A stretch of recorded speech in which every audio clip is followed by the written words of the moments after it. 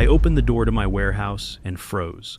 6 shiny cars, SUVs, sedans, and even a convertible were parked inside. The engines were still warm, and there were coffee cups on the dashboards. But then I saw the bright pink HOA parking permit stuck to every windshield. My stomach dropped. They didn't just block my driveway. They'd broken in and taken over my garage like it was their personal parking lot. But the worst part, right in the center, a Lexus with a vanity plate K Violet, Karen Violet, the HOA queen, had gone too far. And I wasn't about to let her get away with it. What I did next, let's just say it wasn't just about revenge, it was about teaching her a lesson she wouldn't forget. Karen Violet was the kind of person who believed rules didn't apply to her, especially when it came to her HOA. As president of Willow Creek's Homeowners Association, she ran it like a dictatorship with every rule designed to benefit her and her cronies. No one questioned her, no one dared. I'd learned early on that to her property lines were just suggestions. She loved showing off her power, even when it meant pushing boundaries that didn't belong to her. It started small, random cars parked in my lot, a few notes here and there, always polite, always professional. I tried to keep things civil, but Karen wasn't interested in civility. She saw my lot as an extension of her kingdom. Her first real move was when she slapped a neon pink parking permit on my warehouse door, claiming it was community space. I emailed her calmly, pointing out that I owned the land. I included maps, titles, deeds, proof. She didn't care. Her response was simple: community access. It was obvious she thought she could get away with anything, but I wasn't backing down. I didn't know yet how far she'd go, but I was about to show her the consequences of treating other people's property like it was hers for the taking. It started small. On Monday mornings, I'd arrive at my warehouse and find 1 or 2 cars parked in my lot, maybe a guest of a neighbor or a misplaced vehicle. I wasn't worried at first. I left polite notes under the wipers: private property. Unauthorized vehicles will be towed. The first few weeks they'd disappear. Maybe it was just a mistake, but then the cars kept coming. 1 car here, another there.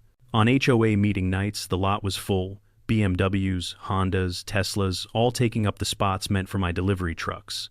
I tried to remain patient, hoping it would stop, but it didn't. Each time the cars were more obnoxiously parked, taking up spaces my drivers needed. One day Jake had to park the delivery van across the lot just to get a shipment out. "Man, they're really pushing it," he muttered, slamming the door shut. I ignored it, but I wasn't going to ignore it for much longer. I wasn't going to escalate it either. Not yet. Instead, I fired off a polite email to Karen explaining the situation. I wasn't accusing anyone, I just wanted it to stop. In her reply, she mentioned the alleyway behind my warehouse as community access, as if she had the right to park there. I almost laughed at the absurdity of it. Still, I didn't react. I emailed her again, attaching property maps, the deed to my land, and a request to please remind her neighbors to stay off my lot. I waited for her reply. It didn't come. The next evening I arrived to find the worst parking violation yet. 3 cars parked haphazardly, blocking not only the garage but also the entire driveway. One of them was so close to the garage door that my forklift couldn't get through. The nerve of it. On the sign that read "Private Property, No Parking" was a neon pink note. It read, "Community members are allowed temporary access for HOA events. Please be neighborly. K. Violet." Neighborly, I was furious. But I wasn't going to engage with her just yet. I printed 6 new signs, large red, impossible to ignore, and nailed them up. Private property. Unauthorized vehicles will be towed. Violators will be prosecuted. They were clear and unambiguous. For a week, it worked. The parking violations stopped. It felt like things were finally getting back to normal. Maybe she got the message. But deep down, I knew better. This wasn't over. That Friday evening, the storm hit. The forecast called for heavy rain and flash flooding. I stayed late helping Tyler load up a shipment before the weather got worse. The wind howled outside, and rain hammered against the roof like a machine gun. Just as we were finishing up, I saw headlights cutting through the lot. SUVs, big ones, parked right in front of the garage. At first I thought they'd be heading for the community center next door, but they ran straight toward my warehouse, sprinting through the rain. I could make out Karen's platinum blonde hair, even from a distance. "Eric, we just need to park here until the weather passes," she yelled through the downpour. What the hell? This was my warehouse, my business. "In here," I shouted back, stunned. "This is my garage. It's just rain." "Calm down," she shouted. Before I could react, one of her HOA members jogged over to the garage door panel and punched in a code. The door didn't open.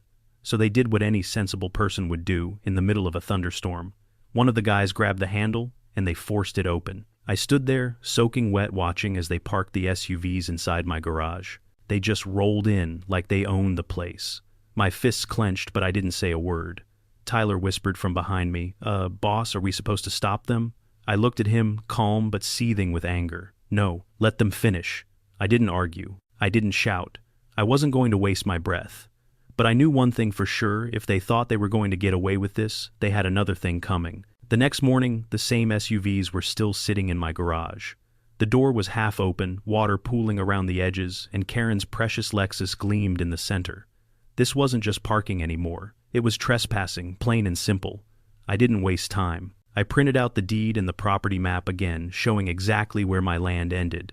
I emailed Karen telling her to get the cars out immediately, or I would involve law enforcement. I wasn't playing games anymore. Her response came quickly. Eric, let's not escalate this. You wouldn't want to cause tension with your neighbors, would you? I had had enough. The same day I took a walk to the Willow Creek Community Center, where I knew they'd be holding their monthly meeting. I wasn't invited, of course, but after everything, I felt like it was time to make a stand. I showed up at the meeting, walking straight into the room where Karen and her board members were seated, smug smiles plastered on their faces. I wasn't interested in being polite anymore. I wasn't going to beg for respect. I walked up to the front, and without any introduction, I slammed the property map onto the table, pointing to the bold black line that separated my land from theirs. This is my property, not yours. The room fell silent. Karen's face went pale for a second, but she quickly regained her composure. Eric, this is community space. You can't stop us from using it. I smiled, calm but resolute. This is private property. Your community can stay out of my warehouse. She tried to spin it, trying to convince the room that I was the unreasonable one. But this time, I wasn't backing down. No more emails, no more polite notes. If she wanted a fight, she'd gotten one, and I was ready to finish it. The meeting room was packed, the air thick with the murmurs of the Willow Creek residents who seemed unsure what to expect. Karen stood at the front, her perfect platinum blonde hair reflecting the fluorescent lights. She wore her usual I'm in charge look, holding her clipboard like a royal scepter. Behind her, the rest of the HOA board members looked uncomfortable, like they knew this meeting wasn't going to go as planned. I stood at the back, arms crossed, and let the silence stretch. The moment Karen caught sight of me, her smile faltered, but she quickly recovered.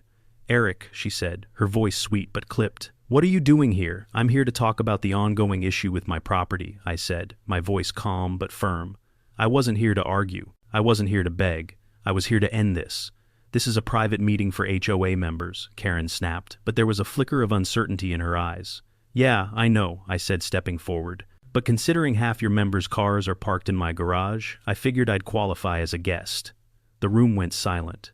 A few people chuckled awkwardly, but Karen's jaw tightened. She gave a quick, dismissive glance to her board members before continuing. Eric, this isn't the right place for your grievances. We're trying to build a better neighborhood here. I didn't back down. Yeah, well, your idea of building a neighborhood seems to involve trespassing on private property, vandalizing my garage, and taking up my business space for your meetings. I pulled out the county property map from under my arm, unrolling it slowly, my eyes locked on Karen's. The map hit the table with a thud. I pointed to the bold black line marking the boundary between her HOA's land and mine. This is my land. This is my garage. Not yours. Not community access. Karen glanced at the map briefly, clearly hoping it would disappear. That's misleading, she said, shaking her head. The alleyway was public land before the development. I didn't hesitate. I've owned this property for years before your HOA was even created. Your claims about shared access are baseless. The room was silent now, all eyes on Karen. She shifted uncomfortably. You're misunderstanding the situation, Eric. We're all part of Willow Creek. You should be more neighborly. That was it. The mask slipped. She wasn't trying to win on facts anymore. She was playing optics, trying to make me the villain in front of the entire neighborhood. And that's when I dropped the bomb. Neighborly, I said, my voice rising slightly. You used my warehouse as a party venue. You forced open my garage door in the middle of a storm and parked your cars inside. That's not neighborly, Karen. That's trespassing. Karen's lips twitched, but she didn't respond immediately. Instead, she turned to Linda, one of the other board members, and motioned for her to speak. Linda looked nervous, but managed a weak. We didn't think it was a big deal, Eric. We just needed a place to park. You didn't think it was a big deal, I shook my head, incredulous. That's the problem with people like you, Karen. You don't think the rules apply to you, and you expect everyone else to just go along with it? But I'm not letting you get away with this anymore. I could see the realization dawning on Karen's face. She tried to play it cool, but her mask of confidence was cracking. Her smug smile faltered, replaced by a nervous twitch in her eye. She took a deep breath and straightened her shoulders, trying to regain control. "You're making this more difficult than it needs to be, Eric. You should be grateful we're using your building for the community. Some of us are trying to improve this neighborhood." I laughed, not out of humor, but pure frustration. "Improve? You've trashed my business, damaged my property, and trespassed on my land.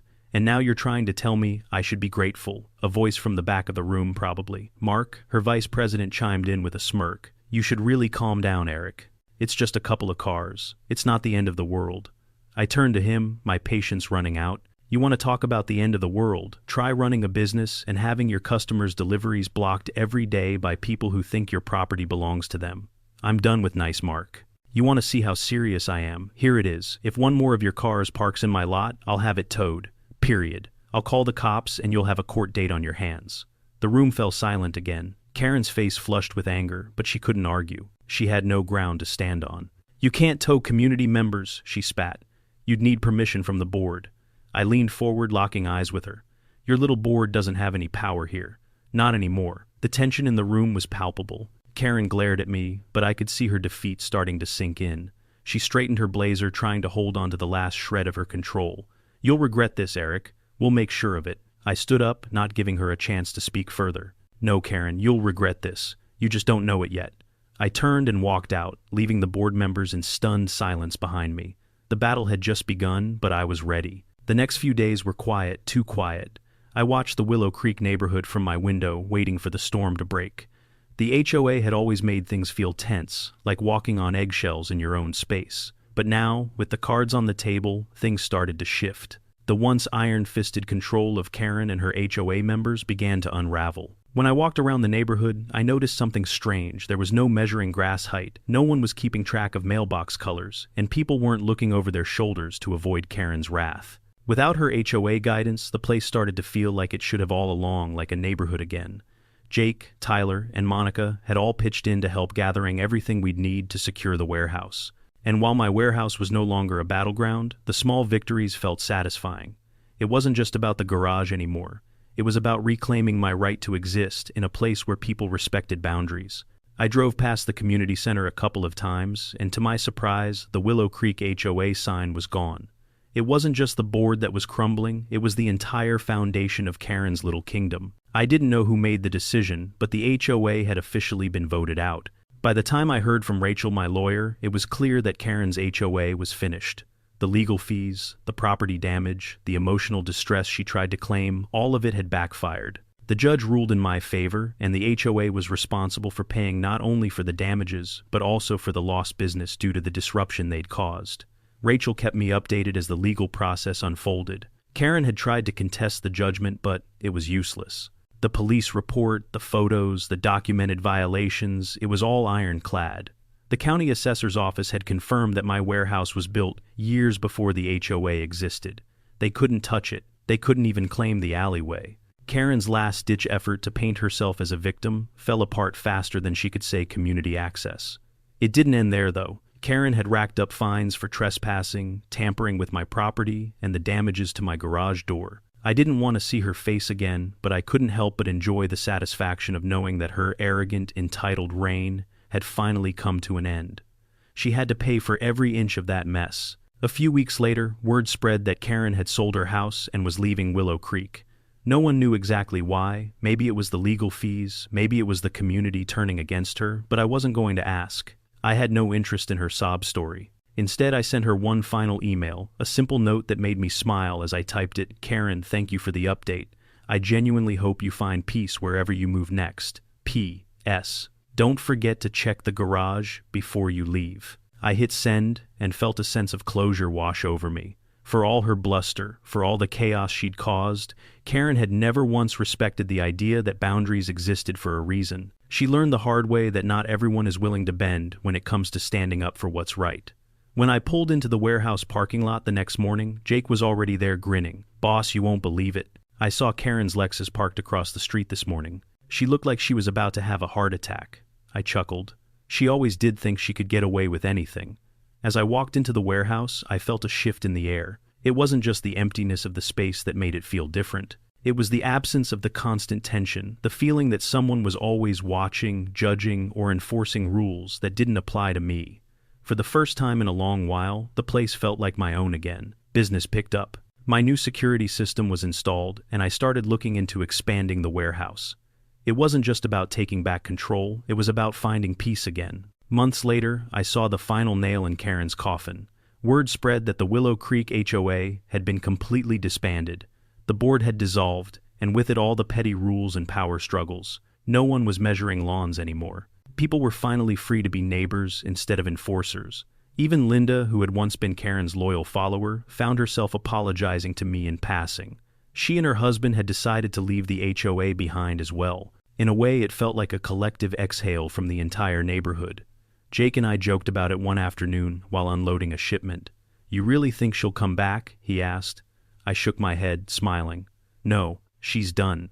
The HOA is gone, and so is she." But just in case, I left a little reminder for anyone else who might think they can take what's not theirs.